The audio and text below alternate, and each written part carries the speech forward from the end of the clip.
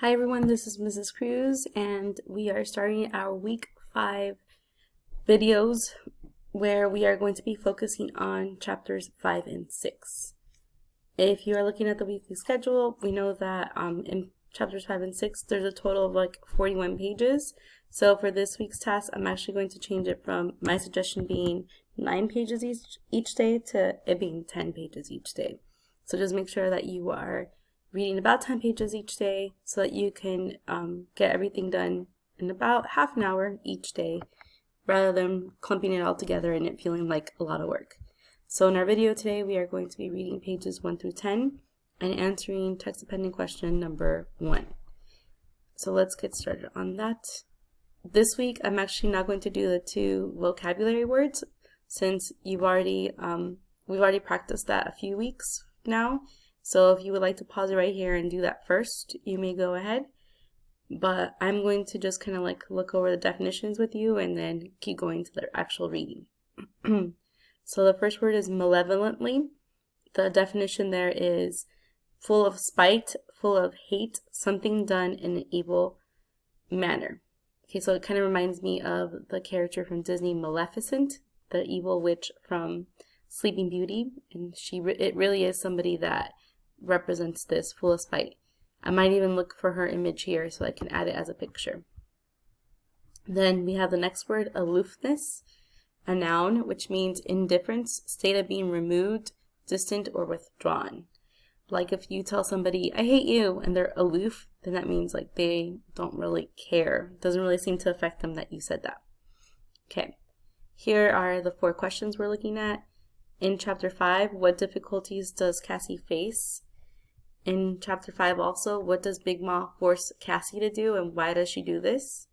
In chapter 6, how does Mama explain what happened in Strawberry? Do you agree with her? Why or why not? And in chapter 6 as well, how would you describe Uncle Hammer and why? So it looks like we're going to be introduced to a new character. Okay, so those of you who follow along with me know that I like to choose different colors to highlight our questions for. So the first one, I'm just going to highlight this light color for her difficulties.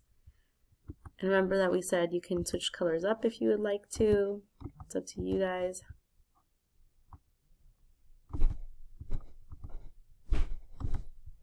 So you could just change the different colors to make it more entertaining for yourself. You don't have to. You can stick to the ones that it gives you here.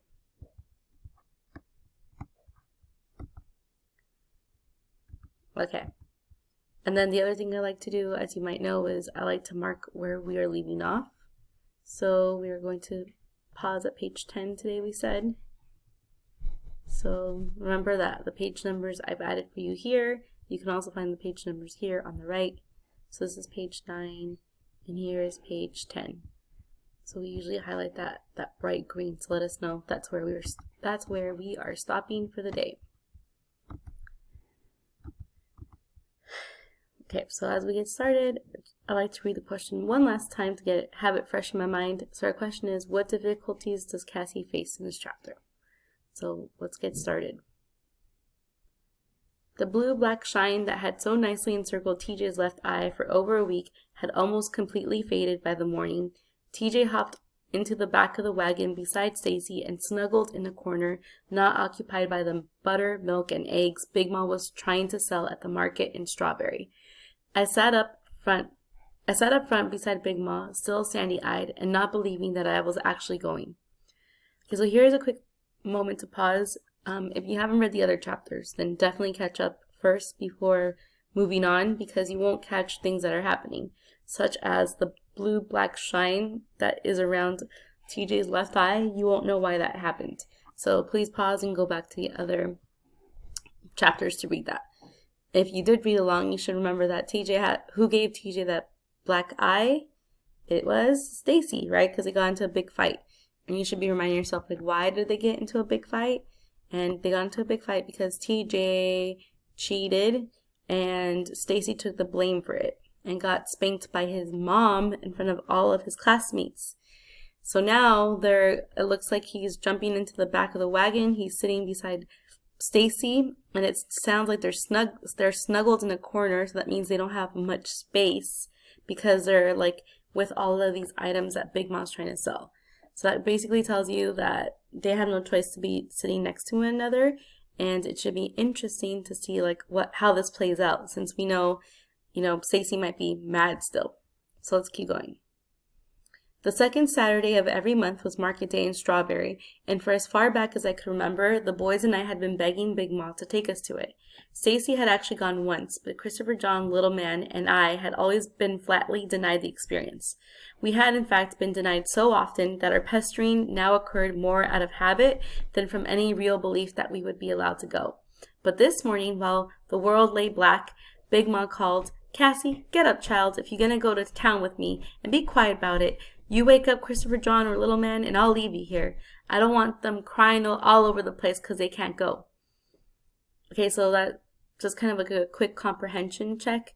Right now, you should be asking yourself, where did Big Ma invite Cassie to go? And she's inviting them to go to Strawberry, where it looks like she's going to sell things like butter, milk, and eggs. And usually Cassie and all the boys really want to go, and does Big Ma usually let them go? No, she usually doesn't. But for whatever reason this morning, she tells her, "You're going to go with me, but if you wake up your little brothers, then you're losing your chance because I'm not going to deal with the crying." Okay? So let's keep going. As Jack swept the wagon into the gray road, Big Ma pulled tightly on the reins and grumbled, "Hold on. You, Jack, hold on. I ain't got no time to be putting up with both you and TJ's foolishness." So Jack is their donkey? Their horse? TJ, Stacy and I exclaimed together. "He going?" Big Ma didn't answer immediately. She was occupied in a test of wills with Jack. When hers had prevailed and Jack had settled into a moderate trot, she replied moodily, "Mr. Avery come by after y'all was asleep last night, wanting TJ to go to Strawberry to do some shopping for a few things he couldn't get at the Wallace store. Lord, that's all I need with all the trouble about it is for that child to talk to me to death for 22 miles. Big Ma didn't need to say any more, and she didn't. TJ was far from her favorite person, and it was quite obvious that Stacy and I owed our good fortune entirely to TJ's obnoxious personality. TJ, however, was surprisingly subdued when he settled into the wagon.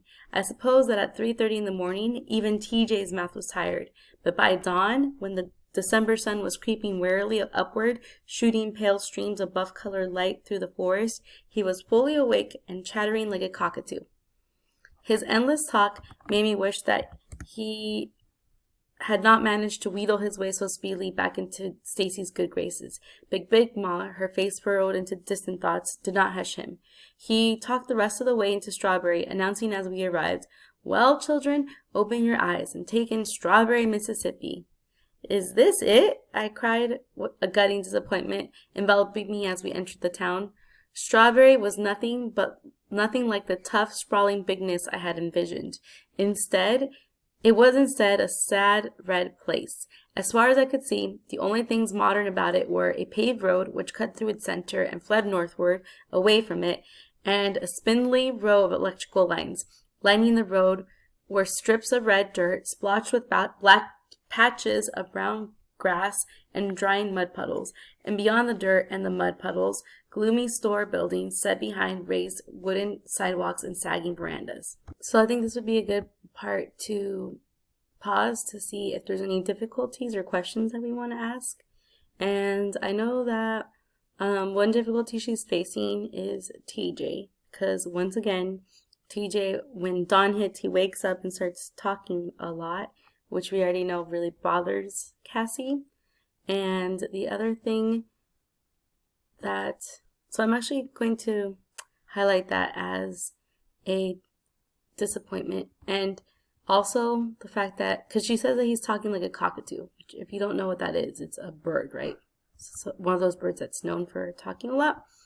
So I'm going to highlight this as a difficulty because also in this line, she mentions the fact that TJ is able to wheedle his way back to Stacy's good graces. So that means like he's able to like get on Stacy's good side again, which is a big disappointment for Cassie. Okay, and then here where it says this is it, like I'm gonna highlight that as a question. So that's kind of like that bright pink. And my question here is gonna be, let's see, Sometimes this happens with the formatting. You have to click a lot. I'm clicking enter a lot to get here.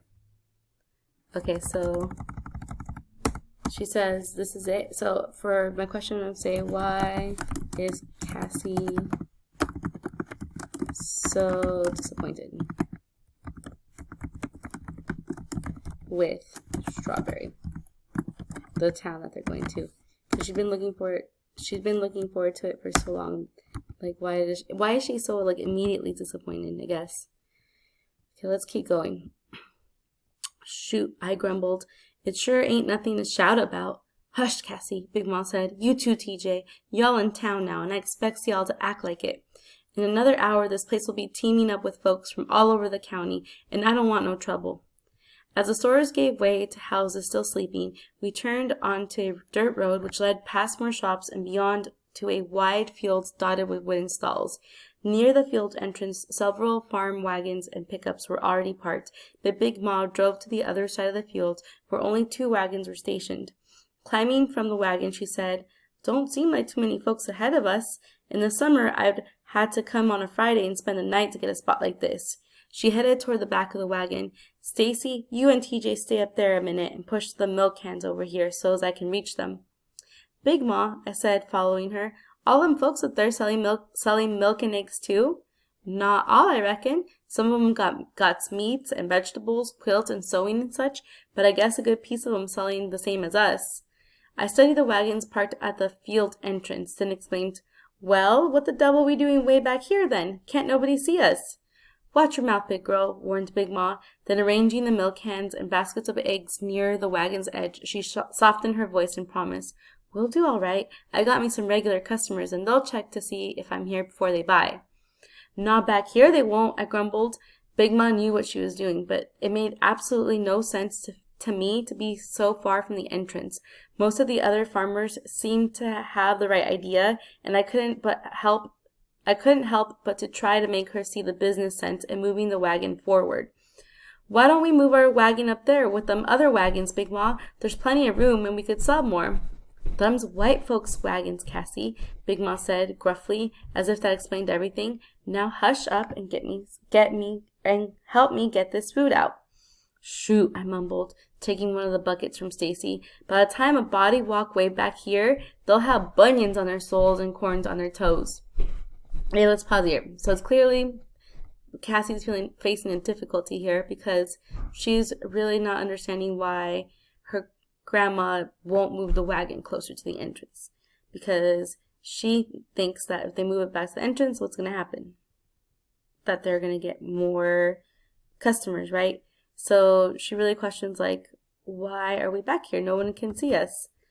So I'm going to actually highlight that part where she's studying the situation and she's not understanding why Big Ma won't move them closer. Okay, let's keep going.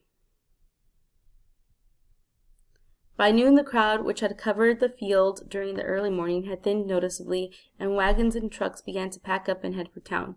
After we had eaten our cold lunch of oil sausages and cornbread washed down with clabber milk, we did the same. On the main street of Strawberry once more, Big Ma parked the wagon in front of a building where 4 shingles hung from a rusted post. On one of the shingles read, "Wade W. Jameson, attorney at law." "Mr. Jameson live here?" I cried, scrambling down. "I want to see him." "He don't live here," said Big Ma, opening her large purse. She pulled out a long manila envelope, checked inside, then gingerly put it back again. This here is his office, and I got some business with him. You get on back in the wagon." Big Ma climbed down, but I didn't get back in. "Can't I just go up and say hey?" I persisted. "I'm gonna hey you," Big Ma said. "You keep pestering me."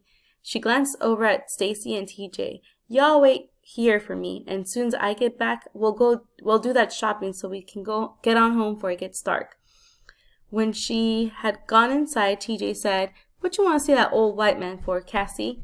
What you and him got to talk about?" I'm going to pause right here so that maybe you can think, why do you think Cassie wants to say hi to him, to Mr. Jameson? So let's pause here as you think, and then we'll continue to part 2.